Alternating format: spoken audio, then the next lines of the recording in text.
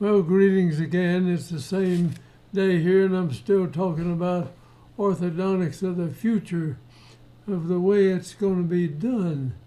And the schools that train people in orthodontics ought to be taking on these more difficult cases and teaching that, and let the simple, easy stuff go, just like old surgery or things like that. Anybody can do it. Or if you're doing periodontal work, you can do the simple stuff.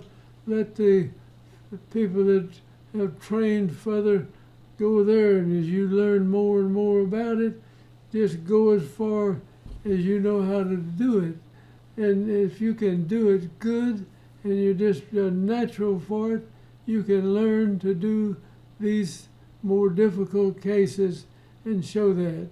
I have not gone to orthodontic school myself, and they one time after they saw I was doing a lot of it anyway, and they offered to let me go, but they wanted me to quit my practice, and I couldn't even practice dentistry. And I said, well, thank you, I'll just go like I have. And I did, and I thank goodness I did do that. And so if you're out there and somewhere in the world and you can learn how to do this stuff, take these videos to somebody that may know how to teach you or show you how to do it. So anyway, there's orthodontics to be done. There's just tons of it everywhere in the world, and there ought to be people willing to give up something and learn how to do it. So thank you for at least watching some of these cases. And I'm going to cut loose here and go. This guy here's an air traffic controller, good friend of mine, and he needed to open his bite. He couldn't move his teeth properly to do that. So we started. Now here it is after we've opened it. I just jumped in the middle of the case. But actually these teeth were down here. The bottom teeth were up here somewhere, and we put those intruding wires on. And then I'm going to go back and pick it up from there. And I'm just showing you where we were able to open it. And it was missing a tooth here, so we kept this gap open while we finished doing that. Now he had to talk while we were doing it. I tried first to put a deal in here, and it messed up his speech. Well, these airplane pilots have to hear him and have to know where to come in at a certain time or wait, whatever it is. There's no question, it's people's lives at stake. So he had to talk. So I took that off and bonded something on his teeth he could talk with, and he got it going.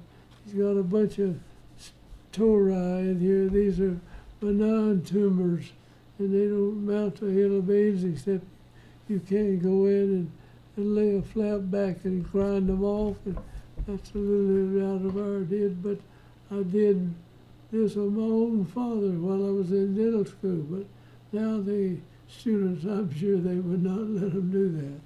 The old surgeons do that. Now here's a real nice guy. I mean, I really like him, and he and I joked about a lot of things.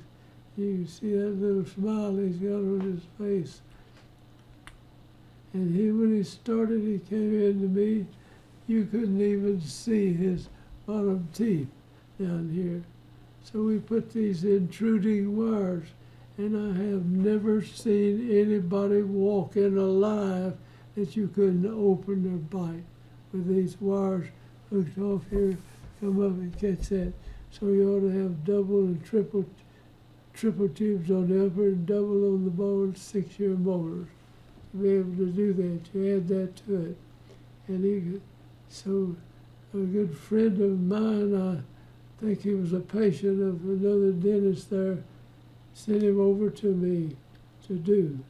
And so we did this guy. No problem at all. Well, had to keep him talking. Now he lost his tooth before he came in, so So we kept it open so they could do an implant there. He didn't have any wisdom tooth to put in it, or I could have slipped this tooth up there and used a wisdom tooth for that. All right, here is. There is a world of this out there now. See these intruding wires go down like this. They use the 6-year molars. Is that if you have so much force going down in this direction, I don't care who you are, you're going to have the same force going up that direction, like that. And that's just the way it is. But these teeth hit one another, and you can fix it where when they bite on that, you don't open the bite up. If you need to keep their bite distance in this area here down, like that, you can put blocks back in here. It'll chew on that, and it'll intrude these teeth that normally would be going up. This one going up to come down, it would make this one, it would try to go down, come up, and it'll level that out. And this, you can go in there and do that, and these teeth will come together, and you don't have to touch them surgically. The whole thing, the bone, teeth, and all will move together, move as a group. You just put a gentle pressure, leave it in there, and the body moves the teeth around, and they'll just come together. Now watch that happen.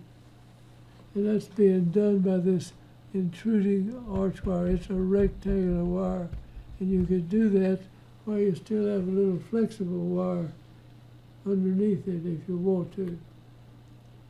Now watch it gradually go down. I'm going to put something to keep that open there as we do. Now I put that on the bottom, but that was too much trouble. And he couldn't speak good with it, so we took it out and we used something else. Now his tongue was fitting right in here, and you see those tori, they would have little effects on the tongue and his speech. So it might be good to have an oral surgeon take those off. So now we continue with these intruding arches, you see. Now, he couldn't speak with that thing in there, so this is an upper arch. We put this pad of acrylic back here. That forced it down. It's kind of like that guy with his teeth that we didn't like that. We put something here to keep it and open it up, and teeth went together. And they go together in an organized manner, and you just put a gentle pressure on there, and these teeth over here come down, these go up, and this thing levels out, and you change the torque on these front teeth if you want, if you need to. Now he bites into this, right here, the lower teeth bite into that, right there, that's the upper. There's the lower teeth coming into it. Now, look at, see, these are up there pretty high now, and these are together, like here. Nature can move these teeth around better than any, you can't go in surgically. You can cut the maxilla in pieces and get it together, but then you've got to come in dental-wise and line them up after they grow back. So why go through that expensive surgery if you just learn how to gradually move these teeth in the way that you want them to go? And I'll guarantee you that anybody's teeth will do that as long as they live. And that's a fact. And you can put it under AI and check it out.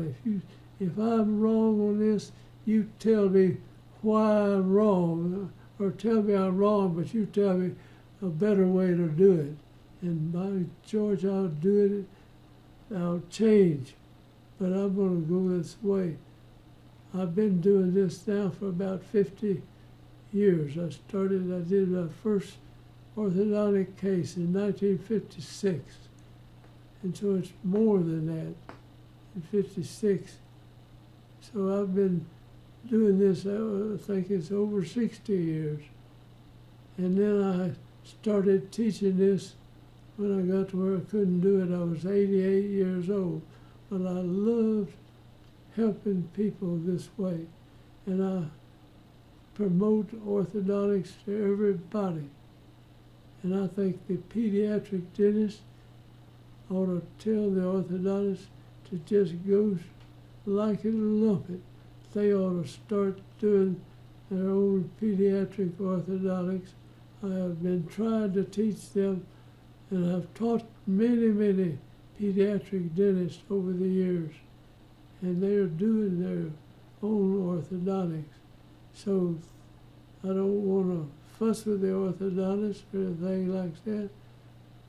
There's going to be plenty of work for orthodontists if they'll just go out and get onto this tough stuff.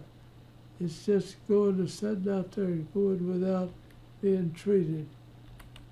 That's a bad shot there. All right, we laced it together. We finished the guy. This lateral's a little bit small here to fill that hole up.